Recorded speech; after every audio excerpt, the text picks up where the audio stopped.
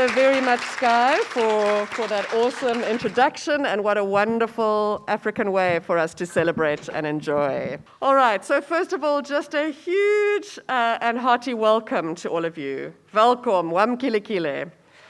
We welcome you to this auspicious event of commitment to a profession, to a life of service with humility and integrity.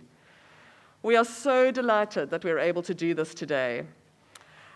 We just would especially like to welcome Prof. Lionel Green-Thompson, our Dean, who is sitting at home, and because we're doing what we all need to do as COVID contact, so he will be joining us virtually, and you can see him there, and he will be giving us some words just now. All right, so this is not a graduation. All right. But in a sense, it's almost more important than a graduation, right? So a graduation is the university conferring a degree for all the hard work that you've done over the last 4 years. This is looking towards the future. This is saying that you are committing to your career for the rest of your life. This is committing yourself to being a health professional, to serving. And so it's a really special moment. So let's just all take a nice deep breath and just be present here, now. This has been a long 4 years, and this 4th year has just been a century long. And we're here, thanks to your lecturers, to your amazing teachers, and to all of you for holding it together, supporting each other. You are here. So let's just take a moment to breathe. And now, as you are fully present and in this moment, we're going to ask you, we're going to provide you with some little bit of input from a previous dean, Professor Marianne Jacobs, sorry. Professor Marianne Jacobs, who's going to share with us some words and reflections about the importance of today and how important that is. All right. I'm Marianne Jacobs. I was the dean of this faculty until 2012. I am a public health pediatrician, and next year I will celebrate my 50th anniversary since my own graduation. At the moment, I'm doing a range of things, including serving as the co-chair of the Ministerial Advisory Committee for COVID. And in my spare time, I do other things like dancing the Jerusalema whenever I get a chance, and also being involved with both Artscape and Animal Welfare Society. Fellow graduates, colleagues that you are going to be very soon, as you're about to take your oath, perhaps you want to reflect on a few things. I think the first thing you want to think about is why you decided to pursue a career as a health professional. And then you would be failing if you didn't think about your journey, your very interesting journey in this Faculty of Health Sciences at UCT. So one of the first things that happened when some of you got here was the Fees Must Fall movement. And what did you learn from that? You probably learned that it's okay to raise your voice. You learned when you have to speak, and I hope you also learned when you need to keep quiet. The second big event was the tragic death of Bongani Mayosi. And that for you must have been a huge learning experience.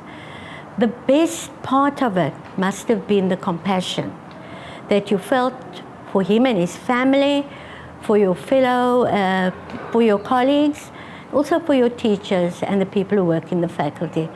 And the third, of course, is this dreadful COVID that's hit you now in your final year as you're about to graduate. And there again, if you think back on PBL, which you probably didn't enjoy much, PBL taught you how to learn on your own and how to learn in teams. And that teams thing also came from you learning about your fellow students, learning about their challenges, their achievements, their lives outside of medicine, whether they're a star soccer player or a star Scrabble player, all of those things. And that must have been a wonderful experience. So as you reflect on your last few years in the faculty, you are now preparing to enter the world of work. And this is a huge step into a situation of power, where you will have the kind of power that's given to very few people. You'll have the power to listen to people's deepest secrets, the power to ask questions of them, the most intimate questions, the power to use your equipment, your drugs, your interventions, some of which may not be so pleasant for your patient.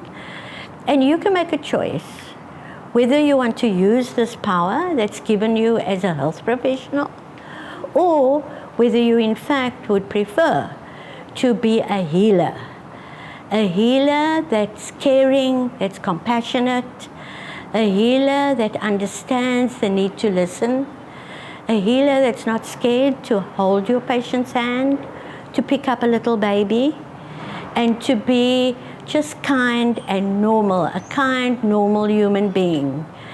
And I think if you practice that kind of healing, you will go into the world that needs that sort of healing now more than ever before. And I'm convinced that you've been prepared for this. Your journey through the faculty, your learnings in this faculty, and your learnings in the world as you move from being a teenager into an older adolescent. So how can I wish you? I want to quote somebody for whom I have great respect, and that's Dr. Seuss. and it talks about, oh, the places you'll go. So with apologies, I'm going to read what he says. He says, you're off to great places. You're off and away. You've brains in your head. You have shoes in your feet, feet in your shoes rather. You can steer yourself any way that you choose. But when you're alone, there's a very good chance in the night, in the woods, when you're all alone, that you'll meet the next thing that you'll meet will scare you out of your pants. Step with great care and great tact. Remember that life is a balancing act. So I want to leave you with that you must remember that you can't just focus on being in the woods and with your patients all the time. You must have a life, because having that life enables you to be a better person when you're caring for those whose health is in your hands. So congratulations, you're off and away. All right. Wasn't that a nice, inspiring message to hear? So we're going to start this morning. We would normally have had graduation, oath-taking, prize-giving as separate ceremonies. Next year, you will get an opportunity to graduate either virtually or in person, depending on where we're at that point. But we're going to combine today the prize giving, just to give some of the awards out in the presence of your colleagues, and then we'll move on to the oath-taking. So we're going to start off with the prize giving. We're going to ask Professor Ramagondo, who's going to act in the dean's stead, to come and physically bring your prize to you. How cool is that? All right. So please remain standing while we all applaud, and while Prof. Ramagondo brings you your prize. And then we'd like you to, and then you can remain seated, and then we'll announce the next prize winner. All right. For those of you, you're very welcome to take pictures on your cell phones. Just please switch the sound off so it can be silent. As long as your phones are on silent, you're very welcome to take pictures as much as you like. All right, so the first are a group, and we'd like all members to stand, and Prof. Ramagondo will make her way to you. So the Occupational Therapy Association of South Africa Prize for the BSc Occupational Therapy students who presented the best final year research project, awarded to Sky Sutherland, Brittany Watt, Tasha Sasha, Samantha Millis, Shuma Pindela, and Monique de Bastos. Hearty congratulations.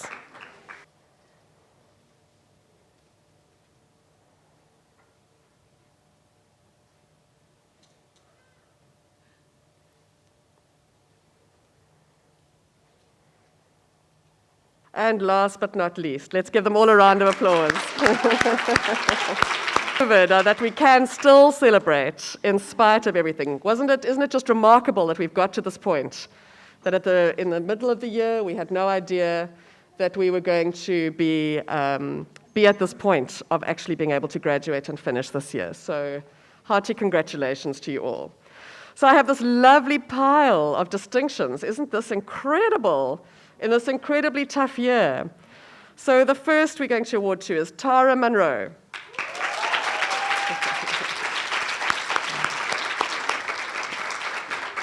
Megan Aronser. Wanya Phillips.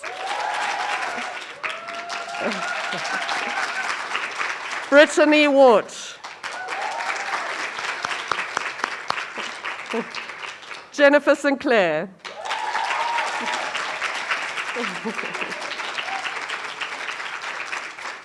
Samantha Millis.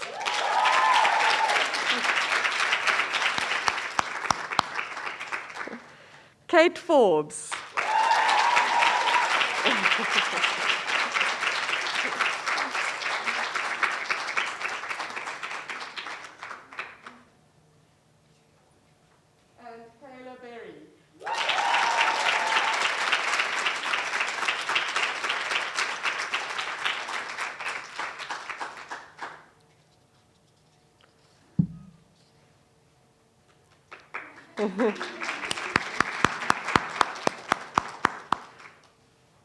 This is quite remarkable, hey? This is an average of 75% throughout all 4 years of study. That is absolutely remarkable for all of you.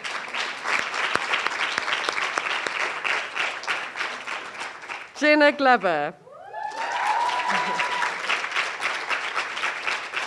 And Saffron Wilkinson Pierce.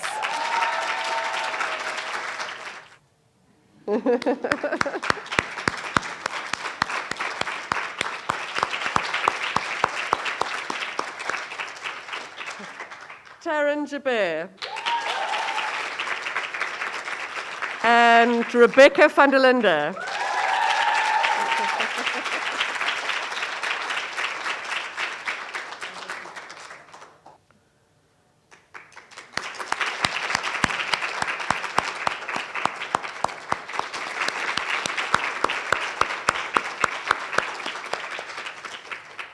And our last two of what seems like almost half the class is Callan Jones.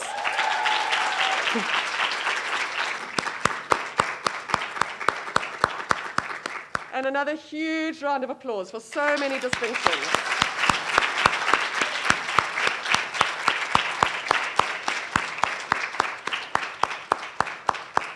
And thank you to Dr. Tipra Framagonda for all that running. Right, and now we get on to some specific prizes. So the Practice Learning Merit Award for the best final year BSc Occupational Therapy students in fieldwork is awarded to Corinne Pretorius.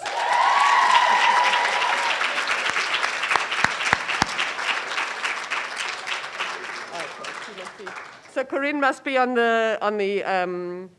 the virtual ceremony, so we will be celebrating with her, but well done, don't forget to congratulate her. All right, and now we come to these cluster prizes, which come together with a special book, as you can see, beautifully wrapped in a plastic bag to make sure that we are obeying and adhering to all COVID precautions. Never have we been so grateful for Ziploc bags. So the cluster prize for mental health practice for the student who demonstrated the ability to integrate personal, theoretical, and professional dimensions towards recovery with persons who present with mental health challenges. The student is able to show the use of self as a therapeutic tool and the ability to act as an agent of change in the practice context. Awarded to Shahida Musa.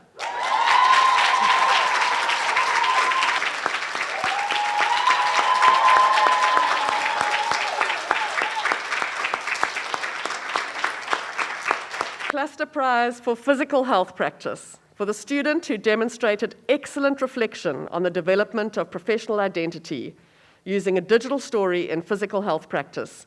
Awarded to Monique de Bastos.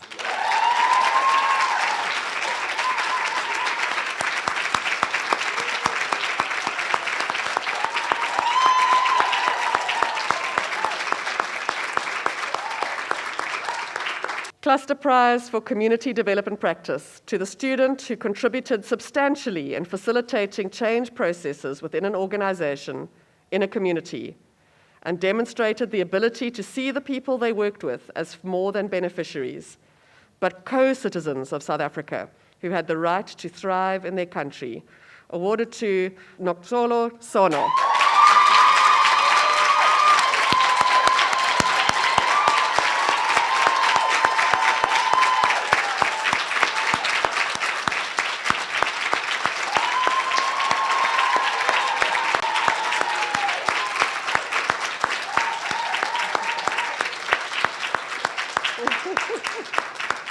I'm getting all teary with these amazing prizes.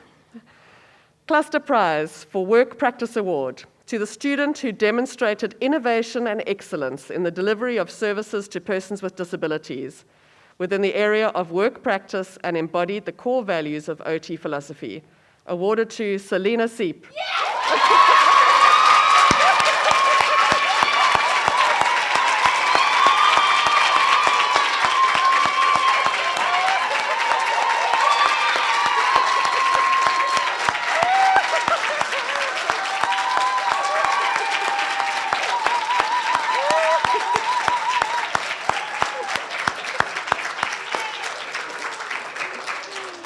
Well done, Selina Sipe. Tears are good today. Just no sneezing or coughing, but tears are good.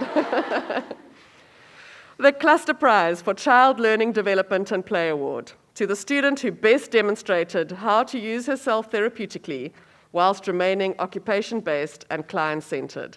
Awarded to Jamie Lee Hector.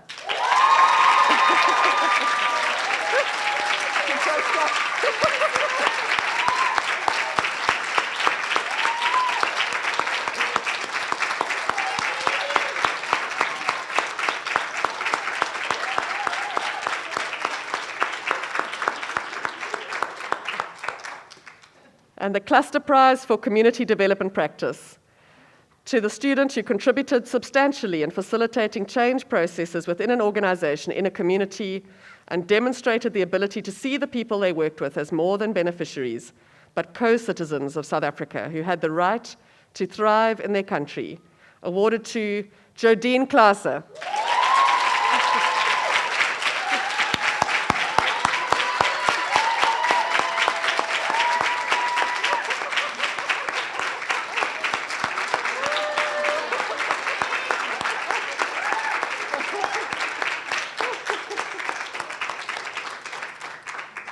Class medal.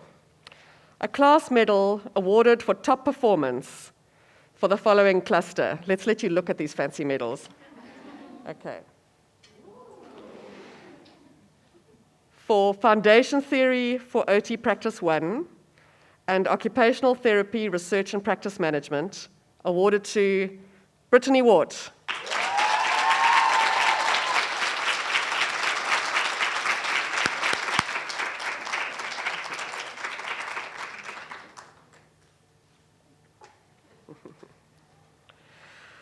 We have another pile. The class medal awarded for top performance for the following cluster: Foundation Theory for OT Practice 1, Foundation Theory for OT Practice 2. OT Theory and Practice in Physical Health, OT Theory and Practice in Mental Health, Occupational Therapy Practice and Service Learning. And the best performance in each year of study, provided an average of 75% or above, is obtained, and she has already obtained that distinction award, awarded to Jennifer Sinclair.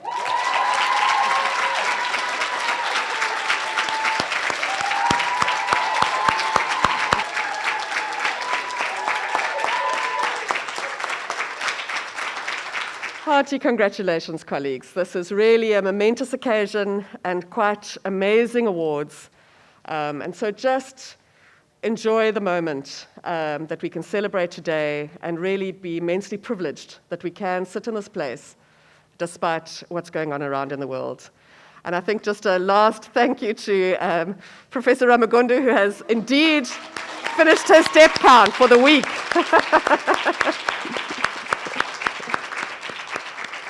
And let's just also ask all of your teachers who are sitting amongst you to stand and just to give them a huge round of applause and thank you.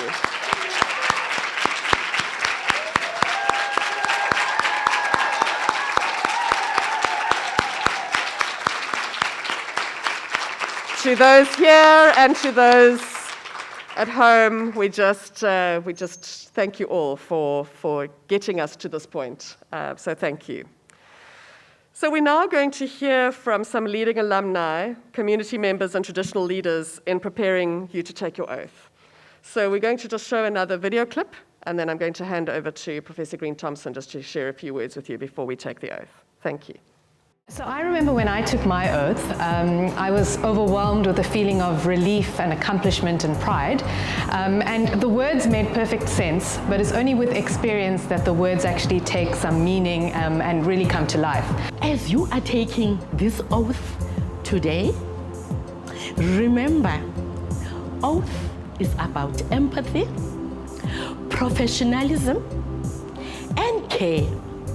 If you've got those three, you are a winner.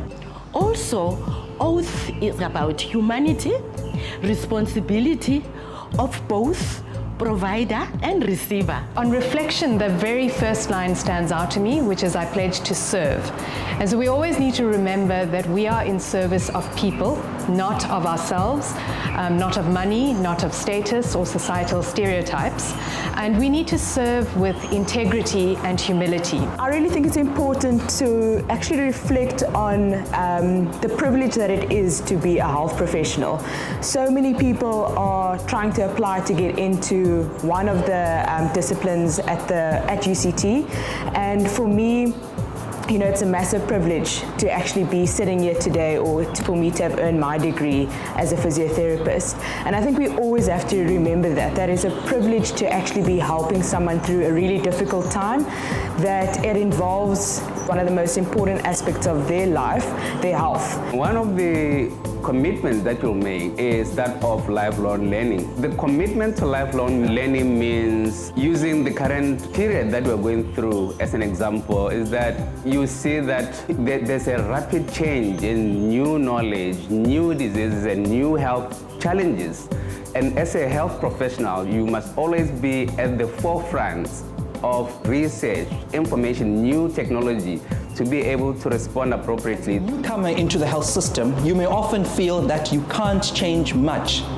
As a group of interns, we were able to notice that one of our wards in a rural hospital really needed touch-ups. It was a children's ward that was quite plain, but we worked together with local businesses, with colleagues, to ensure that we transformed it into a child-friendly ward. This does illustrate that coming with new eyes, you would and are able to change things for the better within the health system. Working with an underprivileged team and providing the coaches with skills or the athletes with skills to enhance their abilities is amazing. And I think that's the important thing within South Africa, is that yes, we might not have the resources, for every team might not be equal and every hospital might not be equal, but we have so much skill and knowledge as health professionals that it's so easy to actually teach another person. As a health professional in South Africa, and given the inequalities in our societies, I think it's particularly important for health professionals to be mindful of those inequalities, to do their bits in terms of addressing those inequalities. And that will require us working not only across our disciplines in the health professions, but with other sectors, working intersectorally to make sure that we address the challenges of our societies in a comprehensive manner. So the oath has guided my daily practice, and I noticed this in my second month of internship when one of the matrons came to me and asked, which university do I come from? So I thought I did something wrong and said UCT. But what transpired actually has stuck with me for many months. So she noticed that there was something different in the way in which I interacted with the nurses, the porters, the patient, and she really wanted to compliment that. That was surprising because I thought I was doing what you should be doing, but she had noticed that as something extraordinary. So many of you will get into the service and think you're doing the normal, but that turns out to be the extraordinary because of the type of education you've received and the type of training that you've received. And one needs to embrace the good times, but learn from the difficult times, and also look after yourselves amidst all of that, and recognize that you have immense power as a healthcare professional to be a voice for your patients, to uphold their human rights, to serve them, and as cliched as it may sound, to make the world a better place. It is very important that the student must reflect on their work that they are doing within our communities, especially the marginalized community and vulnerable one. We need to hear the voices of our gogos, meaning our elderly people who are always standing in those queues at the clinic. We need to hear the voices of our own sisters who are domestic violence abuse. Go out there and be advocates for a change. My message to students is to always remember what a resilient group they are. They are the group that saw the Fees Must Fall movement. They have just survived a pandemic. These are graduates who are going to be able to change the face of South Africa, the face of the health system in the country. And I think whenever it gets tough, every single graduate should remember that they have gone through the most and they will still survive. I really do feel that these challenges have made the class more resilient, more mature and more capable. And I really look forward to this new generation of more socially responsive and compassionate healthcare professionals. To the class of 2020, you deserve a massive congratulations. To you, I say that you've conquered, you've made it this far, and I know that South Africa is going to be a better place because of you. Go well and make us proud. Congratulations on a remarkable achievement under extremely difficult circumstances. I have true confidence that you will be fantastic healthcare professionals for the communities that you work for. I wish you every joy and success as you embark on this noble and rewarding profession. Much love. God bless. I would like to congratulate you for a journey well traveled. You have really surmounted many challenges, and we look forward to welcoming you into the health system. A good luck for your future, and be the lamp wherever you go. Shine. Sithi isiXhosa, ndingantaka baba uvula amaphiko uwatweze, meaning fly eagle, fly higher and spread the wings. All the best to you. Halala, enkosi.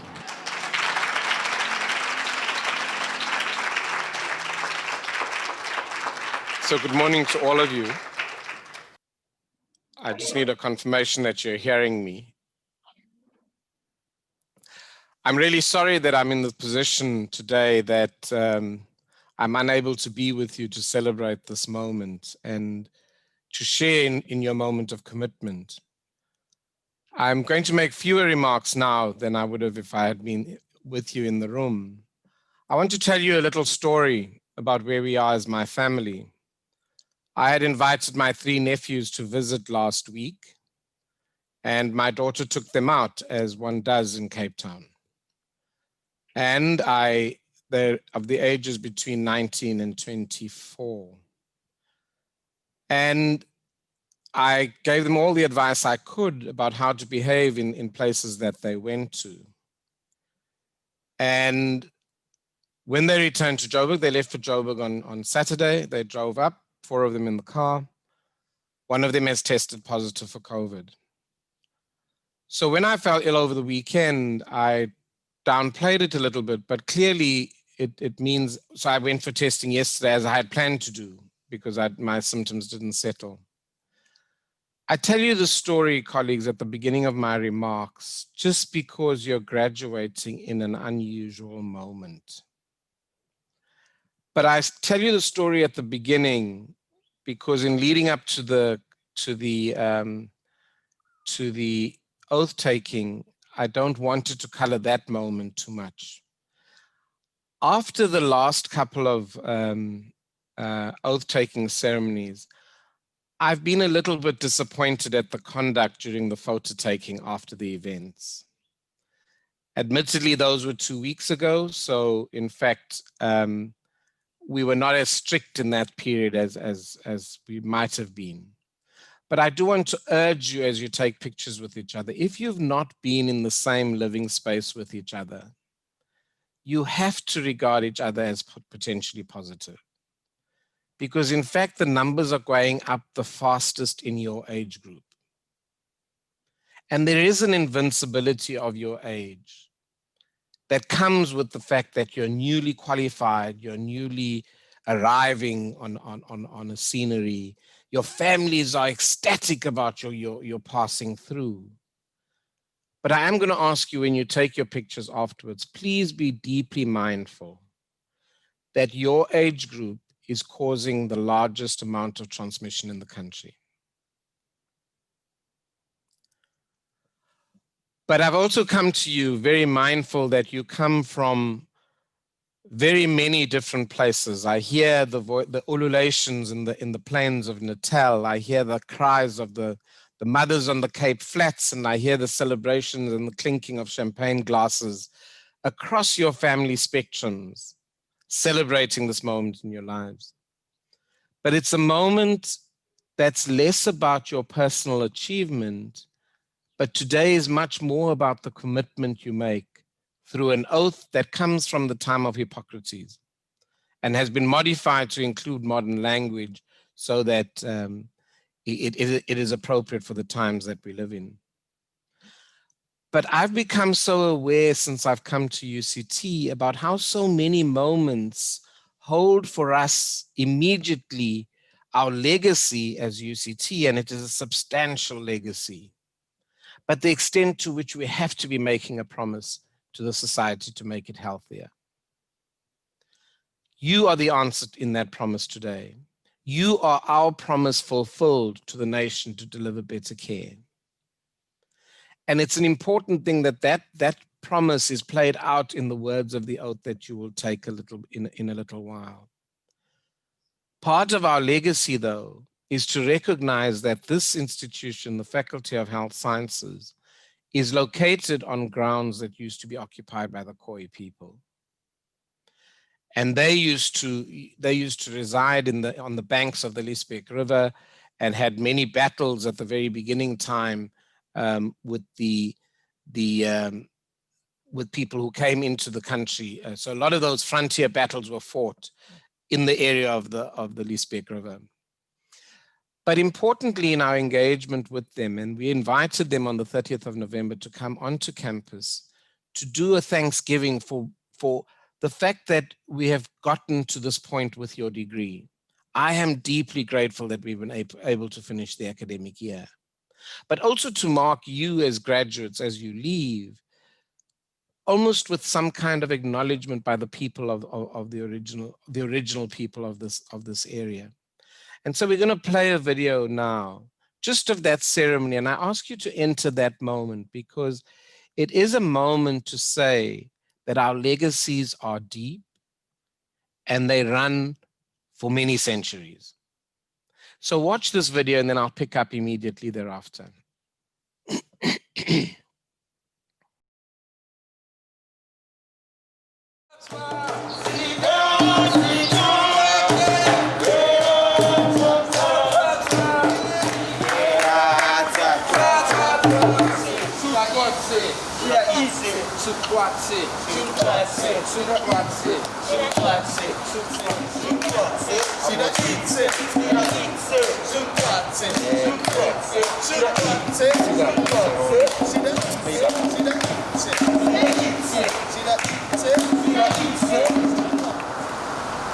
The lifting of the horns ceremony is a convocation with the ancestors. Apply your knowledge and your wisdom to heal those that's in distress and need healing. The health science faculty, we are relying on you to be a shield over the nation, to protect them with your wisdom, with your knowledge. Give life to the young, secure the health of the old, help those that are in need of your healing, your knowledge. Sida ite la. Our Father, Chukwatse. Abotse sida ngaun ite. Father of our four people, Abotse taire. Father, bless the teachers and students. Si au nga au. In sida taiba ase iba. So it can strengthen us. Let the name of the ancestors be honored and respected. Kaisa ngui toho ba. Please pay attention. Ha ngaski ha kasa. Education is important. Sao ire. Protect it. Kai gangang. Thank you very much. Hayesa. Bless it. Kai gangang. Thank you very much. Thank you very much.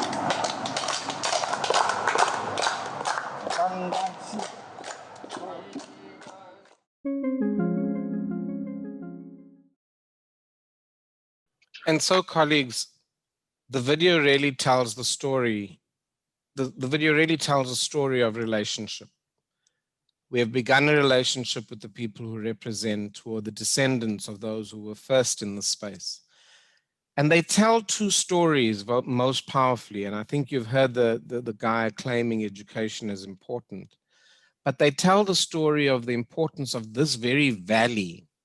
They call observatory, and I won't remember how to say the name now, but it is the place of the stars. But they speak about this area under the Hurikwaha mountain, which is what they called Table Mountain, as a place of healing in itself. And so it's not without coincidence that, in fact, you've come to learn your craft in these areas. I want to just affirm the fact that our legacies now are completely interwoven. Your names are now inscribed in the history of the faculty in the same way that the faculty is forever a part of your bodies and souls, I suspect. Some of you have studied very hard, and for many of you, the learning has been hard and often brought pain before this celebration of the glory of outcomes. But I want to emphasize today, and I think OTs already have a sense of that through their training, this idea that you're entering a health system that is creaking under the burden of COVID. And so there may be an experience by patients where the amount of time in which their dignity is affirmed in the system may be reducing all the time. And so I want to ask you that as you take the oath, you are mindful of the fact that you're vehicles of dignity. Their encounter with you as patients may in fact be the only time that they experience dignity in the health system. Make it count. Make it count. And in all of your interactions, whether you feel you represent UCT or not, make sure that you're responding to the vulnerability of people around you. I often say that the learning of health professional students is deeply inscribed on the bodies of the vulnerable, because very few of you work in situations where people don't come because they're vulnerable. So that's the nature of the oath for me. The oath is about saying, it's about saying in a public forum that we make a commitment to be more than the sum of the facts that we have accumulated over time. It is true, and certainly by the performance today, I want to congratulate your class on the significant achievements today. I think that they've been spectacular.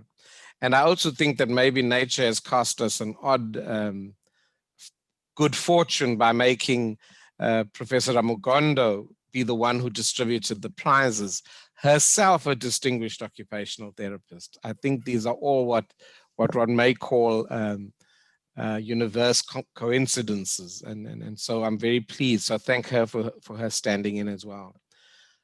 But I'm going to ask Dr. Beg to now proceed with the oath.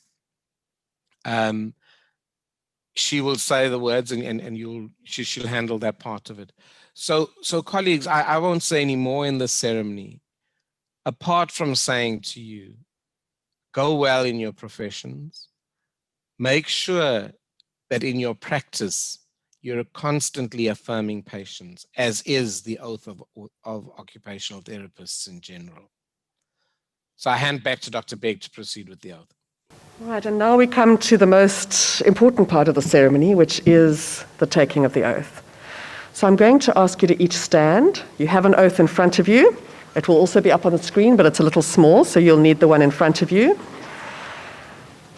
And as you note, you are standing amongst your teachers. Your teachers are standing amongst you, because today, in taking the oath, you are effectively becoming a colleague of all of us. So you are joining as colleagues. I will give make the first announcement, and then you will repeat after me, together with the colleagues who are with us today. Each of the oaths that you have with you is now yours personally to take away with you and to frame. So this is now yours that you own. as you stated. As we start, I'm going to say I, and then repeat my name. When you say your name, when you do it, please say your own name, not my name, all right? You are saying it just to publicly indicate and acknowledge that you are taking this oath in front of witnesses today. I, Karen Begg, solemnly pledge to serve humanity.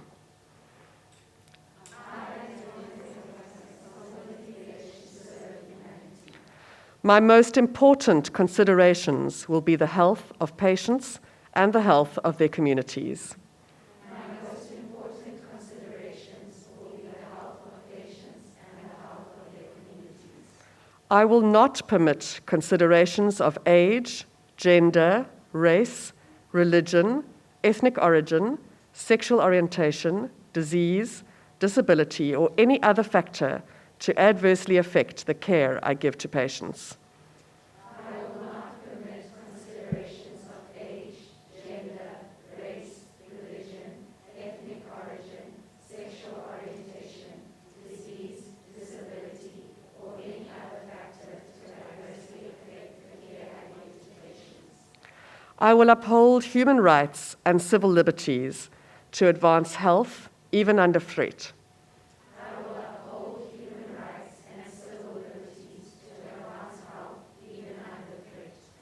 I will engage patients and colleagues as partners in healthcare. I will engage patients and colleagues as partners in healthcare. I will practice my profession with conscience and dignity. I will practice my profession with conscience and dignity. I will respect the confidentiality of patients, present or past, living or deceased. I will respect the confidentiality of patients, present or past, living or deceased. I will value research and will be guided in its conduct by the highest ethical standards. I will value research and will be guided in its conduct by the highest ethical standards. I commit myself to lifelong learning. I commit myself to lifelong learning. I make these promises solemnly, freely, and upon my honor. I make these promises solemnly, freely, and upon my honor. Welcome, colleagues. You may be seated, and if you have a pen, please sign your oath now and just reflect on what you have committed to. We wish you strength and courage as you forge the path ahead. May you listen with compassion, walk with humility, and act with justice. Go well.